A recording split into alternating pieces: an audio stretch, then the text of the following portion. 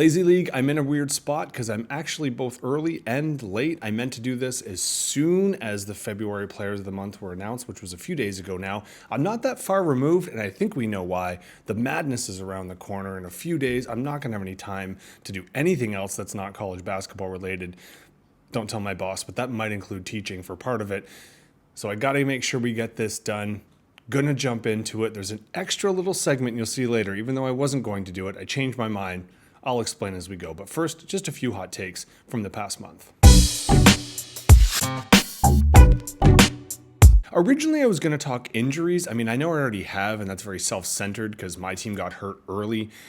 Then I've had to deal with, do I keep them on even though they can't win some of the long-term awards, but they could win a monthly award? That's all a me issue, but you all have the same issue. I think everyone's got some people dabbling in injuries, but obviously the one in the past month, just after I recorded or around that time for the previous month, Wemby goes down. It's just honestly, I don't really want to talk about it too much because it makes me way too sad. Already just starting to watch this kid as a young age and seeing what he can do to the game. I just want to hope it's not the Chris Bosh route where this is going to be a long-term, could cost him in the end kind of thing. We all knew, everyone said it when he first came in the league, he will be one of the best people in this league, possibly the face of the league, ... unless he gets hurt. So we're going to stay positive. I'm not going to talk about that. I'm sure Horst doesn't really want to talk about that. We know he's done for the year. Knocking on all the wood, he comes back. But it did make me think a little bit about this marketing thing we've got going on for this face of the league idea. And I know it's been kind of something that's bounced around in a few of the hot topic areas. And as much as I love to bash the hot topic, and I probably will in a second here too, it isn't really the player's fault in this case. It really is kind of the way it's run and the people who cover it. The way it's run in the sense, last year around this time, I talked about the All-Star game and how I would fix it to go one-on-one tournaments. And they're starting to talk about a few things, but how many years in a row does football have to end? There's this huge window of opportunity. People are ready to watch and support something. And then the basketball all-star game just does nothing to bring people in. In fact, this year is pushing people away. Think of all the NBA players you can name. Now, don't take us because we're in a league, so we looked up people. But in general, I honestly think most people that follow sports to an extent could list off an easy 10 to 12, maybe 20 NBA players. How many NHL players do you think those same group of people could name? Granted, Canadians could swing on that side. And yet, what stole the show? Everyone's talking now. Again, nationalism had a reason to, and booing and cheering anthems. I get there was a side point, but make it something shorter, but that people care about. Shorter is not really, it was a tournament, but not everyone's in it. It was very exclusive. And everybody watched it because it was good competition. If you're talking about the best players in the world of any sport, if you give them a chance to show it off, people will watch that, right? I mean, we don't know anything about the Olympics, but we will tune in and watch and yell and scream and throw things. The NBA's got to figure this out. Now, like I said, I've heard that apparently they listened to my video, and I know I'm not the only one that was saying it last year, a series of one-on-one tournaments or just one-on-one, like a Ryder Cup matchup thing would be amazing because the draft would actually be so cool. But they're now starting to consider, think how long the All-Star game has been irrelevant. There was the 1 year it was super competitive. Everyone's pointing to the Kobe era when he cared a lot, and that is true. But think of the whole weekend. I mean, if you think of all the competitions, I mean, the three-point competition can be fun, but the male-female one of like Sabrina and Steph was actually probably more exciting. I mean, Tyler's no hero. He took it. I don't think anyone really cares. We had the skills competition where you had literally our boy Wemby and his little buddy who comes up to his belly button. They tried to find like a makeshift way to win it that apparently was in the rule books, and they disqualified them because they were having too much fun trying to do it. So that's great. And then the dunk competition winner doesn't play in the league and hasn't for a little while. So why would anyone care about that? We talk about this idea of blowing something up. What are you blowing up? It's already failing. You just need to make some adjustments. I mean, it isn't the catch naturally. None of these sports. We have NBA TV League Pass. You can see these teams play at any point in time that you want. You don't have to wait for the All-Star game like we used to watch someone that you never got to see. That's over with. You got to find something new. And what's crazy about this, and I will go back to that phase of the league in a second, but with the rise of women's sports, they don't have these weird traditions they're hanging on to yet. So if you look at the rules that a lot of the women's leagues, or even like Unrivaled, the like kind of upstart, like Obviously, they're changing rules because they're changing the way the game is played and who owns and everything. But they're trying new things, and often they're working. Even if you look at something, the Women's Hockey League, obviously not to scale, but as far as I know, and I did look this up, people that follow it could know more. I think they have a great kind of rule for tanking as well, that you essentially, once you're disqualified from the playoffs, it's not the amount of losses after that. It's now how many points or wins can you get once you get knocked out of the playoffs, and that's the team that gets the number one pick. Obviously, there's strengths and weaknesses to any kind of style, but they're willing to try things, and the NBA just isn't right now, but it has to. So hopefully for next year we see some fixes. Coming back to that jumpstart thing, and my last little point here about this idea of face of the league, when I blame the league running things as one point, the other point is how much, I was going to say we, but I don't get paid to do this. So the people who get paid to do this, how much more they talk about it. I mentioned this last month, and how much they exaggerate stories, and they just forget about the legacy of the game. Who is the face of the league right now? It's Steph and LeBron, and it has been for a while. People love SGA, but he has to do this for a few more years to get there and probably win something. Jokic could be, but he's got a weird face. People don't like to look at it. And the fact that, SGA, as Shea already put up, 40 games over 30 points. Jokic, as Rennie threw out there, he had a triple-double, then another triple-double back-to-back in the same game. Obviously we've got great stats. You got people like Ant-Man who was ready to make the leap. You've got a lot of young talent, but to say the face of the league, you can't call it now. We only know LeBron and Steph because we've known them for a decade, and we know they win, and we know what they mean. Steph had his great Olympic moment in the night. We know LeBron has moved around in every place he's been. He's made massive impacts. So that's a safe call. When we think of faces of the league, I could talk more about the 80s and 90s, and I do remember it, but the 2000s kind of stands out to me. Now when we look back, it's oh, Mr. Fundamental, Tim Duncan. I remember distinctly the same talking head saying that was the most boring finals ever when it was Detroit and San Antonio for years in a row. They were not complimenting how fundamental his game was. They only do that now. Kobe, I mentioned last week, and Shea can testify to this. He got crapped on for most of the 2000s. People calling him selfish, people calling him arrogant. Some of the stuff he did off the court led into that, the number of shots he was taking. Then the Lakers pull their first now and now another deal where no one apparently knew the guy was on the market. Huge steal, took advantage of another team. Pau Gasol comes in, wins another championship, is actually competitive during an era when people aren't competitive, and now we're praising him as that face of the 2000s. Garnett's a winner only because he won, but he was a loser all the way up in his Minnesota days. So we make these narratives afterwards that don't always apply to the ones now. So who is the face of the league this year? We might not know for 3 more years. It should be the Joker, but like I said, until LeBron and Steph hand the crown off, who knows what it's going to be. But like I said, give it some time. Maybe we shouldn't call it the face of the league until 5 years after. Maybe, and I've heard this from someone else, same with Academy Awards, maybe you give them 5 years later and you see what movie still carries on. I've got Oscars on the brain now too. Got to cut this off. Let's get to talking about our pool.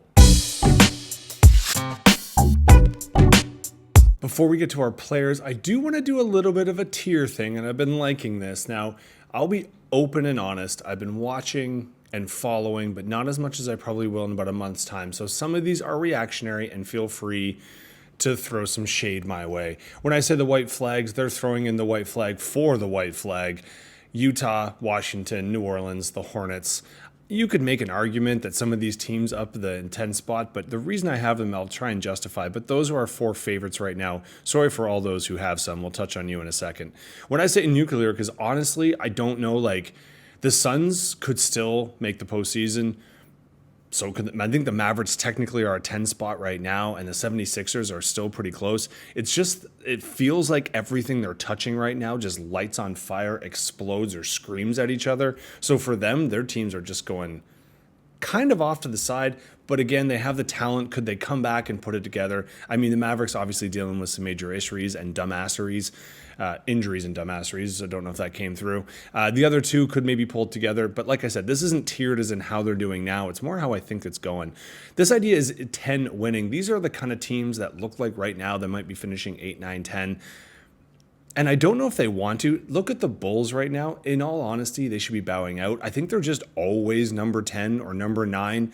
They maybe win one of the games, but usually get knocked out. And then what? They just have a crap playoff spot. I don't really know if that's good for them. I throw the Hawks. Brooklyn is trying so hard to tank. It's just they're so gutsy. I wanted to put them down with white flags, not just because I have them, I put them up. It's just they seem to keep winning a couple games. Raptors are in the same boat. I think they should be losing. Why are they not? When it comes to the West teams, Portland's actually a success story. They were a team I honestly thought were going to be in the running for worst of the West. I didn't think I saw the Jazz there. I did see Portland. They're actually playing okay, and I almost put them in the, like, I'll explain, the fresh cut lawn. It's just they're actually not that great. But in the West right now, with the teams like imploding, them or the Kings making it into the playoffs, very, very doable. Spurs is the injury one. I was going to put nuclear, but they just still have a positive attitude. But with the coaching issues and the injuries, now let me explain my like fresh cut lawn and warm garbage. You might be upset because some of the warm garbage are actually doing quite well. I just think right now there's some smells emitting from the teams. And to me, some of them are bright and fresh, like the cut lawn, and some kind of smell like that hot garbage. Not hot garbage quite, warm garbage. Because they could turn it around, and I don't really have a lot to justify here. I mean, we could go into it, and if you really wanted to, and you want to have this conversation, call me, we can talk, and I do actually have reasons why. I mean, Memphis is a top 4 team, I believe, right now. It's just, I just have this feeling, and there's a stink in the air with those teams that, like, when push comes to shove in the playoffs, I think there's just really big holes, and until the next couple months, I want to see some of these change, because I mean, I have a vested interest in at least one of them. I just don't row right now. They're just trending down. Whereas the fresh cut lawn, some of these are even worse or better, but just they seem to always just be coming out like roses right now. And the reason I put these two next to each other, over the next couple months, there's going to be a couple teams that suddenly just start tanking, not because they want to, but just because that happens in basketball. And then there's always that team that just goes on a run that wasn't looking great, but now it ends up being that playoff team that you don't want to get. I was trying to call those teams here because I think some of these are going to trend up and down. Let's see how right I am. In terms of legacy, I was going to say next step. I didn't want to put them in my top chip contenders, but to be honest with you, I would be surprised if anyone other than our top 4 won it, but I wouldn't be that surprised. I mean, I think the Lakers and the Warriors have way too many holes, especially defensively, but would you be surprised in a 7-game series if they just came out on top? Right? Same with the Bucks. As I'm recording this, they lost to the Pacers, who I just told you I thought smelled like warm garbage. I just feel like sometimes when they've put it together for runs, they've looked really good, and then at other times, not so much. So we'll see how it goes. Obviously, our contenders are our contenders. Now, you might not think I should have put Denver in there because they're not currently right now in that number 2 spot. I just think, again, with Joker, I just have way too much trust on him. And in a 7-game set, I know he chunked it last year, but if Jamal Murray's doing okay and he gets a little bit of support, it's just he makes everyone so much better. The Cavs, obviously, the question mark because they haven't done it yet. Same with the Thunder, but honestly, I think the Thunder is the one of the 1 seeds. I think when they're playing their best, they're the deepest team, and they are the best. And then the returning champs, they're essentially beating everyone but Cleveland right now. So we'll see how it goes from here. Again, this will change a lot in the next few weeks, but trying to make some calls. Because we just talked about teams, I just want to show, just in case you wanted to see where you were at and who I was crapping on. I was not trying to crap on you, but sometimes things happen. Anyway, we already know these points are not going to be touched until the playoffs. Let's go to the playoff or the player pools, because these are the ones that did. LeBron and Mitchell were our players of the month for February, so congratulations there. Horst, you had Mitchell. You're doing quite well on your midseason points here. I say that as someone who's a bagel here. Whereas Rennie, again, you're adding up, and I mean, realistically, Shea is kind of the one-trick pony, but it was a really good trick. You could argue the same for Chainer. Whereas it's Rennie and Horst that seem to be picking up the single points.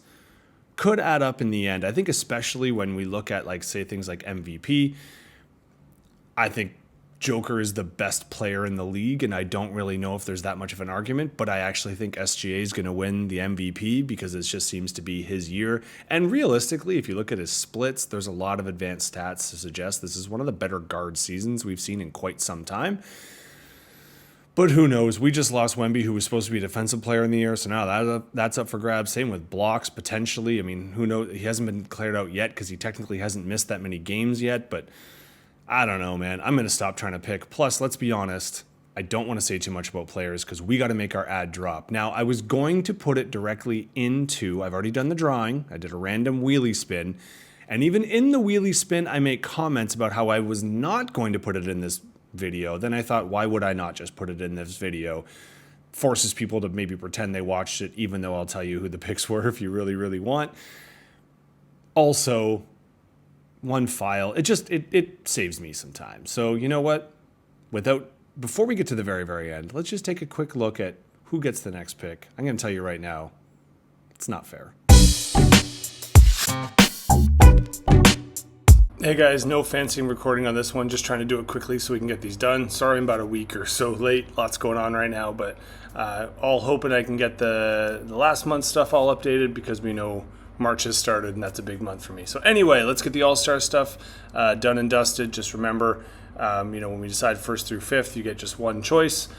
You can drop someone and then pick someone else up. Whoever you drop is eligible, although I'd be shocked if someone picked up someone dropped. And then we'll just go from there. To make some suspense, though, what I thought we would do is go in reverse order. So when I spin this thing, whoever is first will actually get the 5th pick. Last person standing gets the first. Just a little switch on it. I'm just announcing that first, so there's no controversy. If you don't want to watch this whole thing, just skip to the end or just look at the list that I sent. Here we go. Number 5.